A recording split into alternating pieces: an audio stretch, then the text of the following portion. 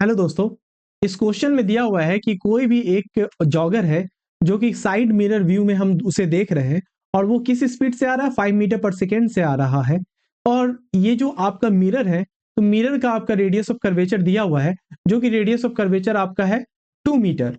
तो इससे हमें ये पता चलता है कि इसका फोकल लेंथ कितना होगा, हाफ यानी कि 1 मीटर होगा।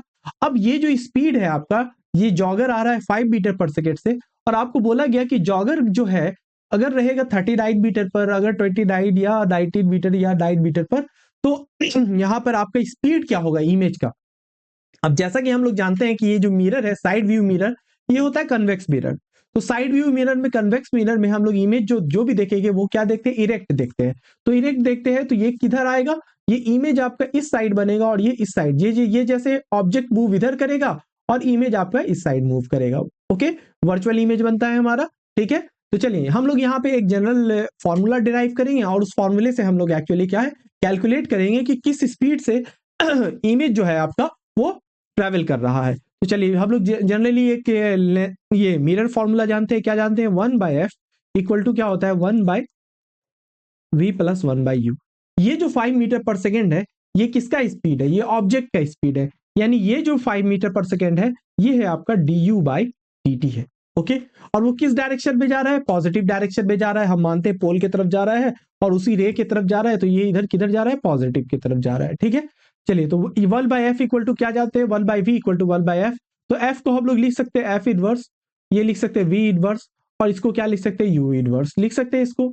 ओके, तो अब इसे हम लोग क्या करेंगे, डिफरेंशिएट करेंगे विथ रिस्पेक्ट टू टाइम। तो जब डिफरेंशिएट करेंगे विथ रिस्पेक्ट टू टाइम, तो df inverse by dt, dv inverse by dt, और du inverse plus du inverse bye dt। अब जैसा कि हम लोग जाते हैं, फोकल लेंथ जो है मिरर का वो तो चेंज नहीं हो रहा है। चेंज क्या हो रहा है, बस ऑब्जेक्ट और इमेज के बीच का डिस्टेंस चेंज हो रहा है। तो यहाँ पे df इनवर्स बाय dt होगा, तो ये वैल्यू हो जाएगा आपका 0, क्योंकि ये चेंज ही नहीं कर रहा है टाइम के साथ। जो भी चेंज हो रहा है आपका, वो चेंज हो रहा है आपका इमेज का डिस्टेंस और ये ऑब्जेक्ट का डिस्टेंस। तो dv इनवर्स को अगर चेन रूल के अकॉर्डिंग अगर लिखेंगे तो dv इनवर्स बाय dv और फिर dv बाय dt, और यही dv बाई dt क्या है, ऑब्जेक्ट का स्पीड है। तो u inverse du inverse by du and then du by dt। Okay, ये हम लोगों ने लिख लिया। अब यहाँ पे v इनवर्स है बाय v है, तो इसे हम लोग लिख सकते हैं balance v to power balance 2, differentiate करेंगे सिंपल, और ये dv बाय dt। बस इसके बाद सिंपल कैलकुलेशन है, और फिर ये भी क्या हो जाएगा, balance u to power balance 2 du by dt हो जाएगा। और इस साइड क्या आ जाएगा, ये 0 और 0, इस साइड हम इस टर्म को इधर ले लेंगे, तो ये आ जाएगा v to power balance 2 dv by dt, और ये minus u to power balance 2 du by dt। याद रखिएगा du बाय dt क्या है, ऑब्जेक्ट का जो स्पीड है, और dv बाय dt क्या है, इमेज का। यही dv बाय dt हमें चाहिए एक्चुअली। तो dv बाय dt को इस तरह से भी लिख सकते हैं, balance u to power balance 2 v to power balance 2 और फिर du बाय dt लिख सकते हैं ऐसा। फिर ये इसी चीज को, चूंकि बैलेंस है तो बैलेंस साइड क्या हो जाएगा, ऊपर नीचे आ जाएगा। तो ऊपर नीचे आ जाएगा तो ये वैल्यू क्या आ जाएगा, v टू पावर 2 और u पे पावर 2, और ये बैलेंस हो जाएगा। ओके, होल भी लिख सकते हैं du बाय dt। तो इसी चीज को हम लोग लिख सकते हैं, balance v by u to power 2 du by dt। Okay, अब एक चीज यहाँ पे गौर करने वाली बात है कि ये जो आपका v है और ये जो आपका u है, ये है इमेज और ऑब्जेक्ट डिस्टेंस। ठीक है, तो यहां पर हमें जो जो भी दिया हुआ है, ये इमेज और ऑब्जेक्ट डिस्टेंस, तो ये हमें क्या है, यहाँ पे जो भी डिस्टेंस दिया हुआ वो दिया हुआ है ऑब्जेक्ट डिस्टेंस, हमें निकालना है एफ के टर्म में। फोकल लेंथ है, इमेज डिस्टेंस तो दिया हुआ नहीं है, तो हम लोग वी को चेंज कर लेंगे एफ के टर्म में। तो जैसा कि हम लोग फॉर्मूला जाते हैं, 1/f equal to 1/v plus क्या होता है, 1/u होता है। ठीक है, तो u बाय हम लोग लिख सकते हैं u/f इक्वल टू क्या लिख सकते हैं, u/v प्लस 1 लिख सकते हैं। अब इसी चीज को हम लोग लिख सकते हैं u/f minus 1 equal to u/v। Okay, तो u balance f by f equal to क्या हो जाएगा, u/v। तो इसका क्या मतलब है कि u/v इक्वल टू, तो v/u का मतलब क्या है, v/u का मतलब है f by u balance f।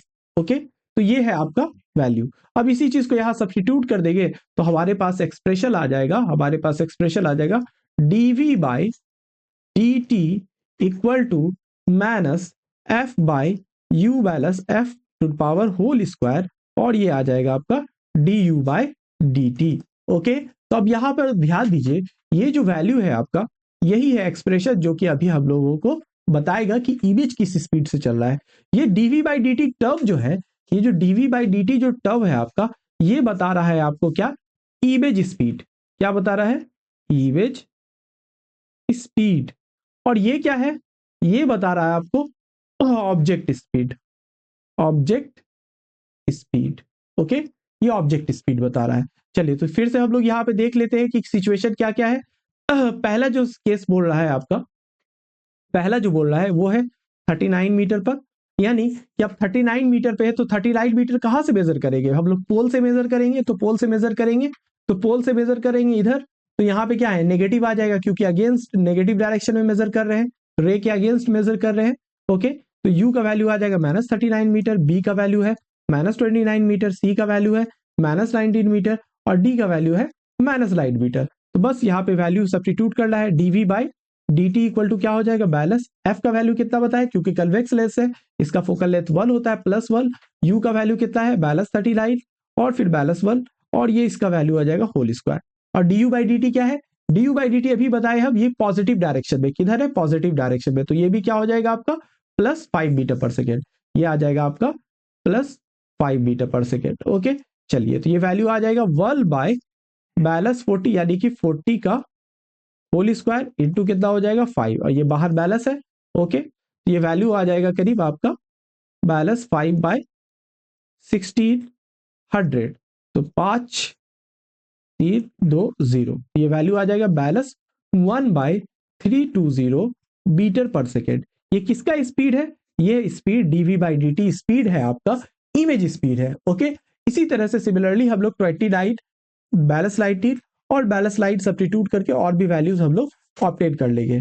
Okay, एक चीज यहाँ पे ध्यान रखने वाली बात है कि जो एनसीईआरटी में जो इसी प्रॉब्लम को सॉल्व किया गया है वो डिफरेंट तरीके से सॉल्व किया गया है। ये हम लोग सॉल्व किए हैं, ये और भी जितने भी बाकी प्रॉब्लम है इसको आप सॉल्व कर सकते हैं, तो इसको कोरिलेट नहीं कीजिएगा, वहां पे वैल्यूज कुछ डिफरेंट आता है। ठीक है, तो ये इस तरह से हम लोग अगर सॉल्व करेंगे तो यही वैल्यू आएगा, बैलेंस 1 बाय 320 मीटर पर सेकेंड। होपफुली ये क्वेश्चन आपको समझ में आया होगा, और इसी तरह के और वीडियोस देखने के लिए इस चैनल को सब्सक्राइब कीजिए। Thank you.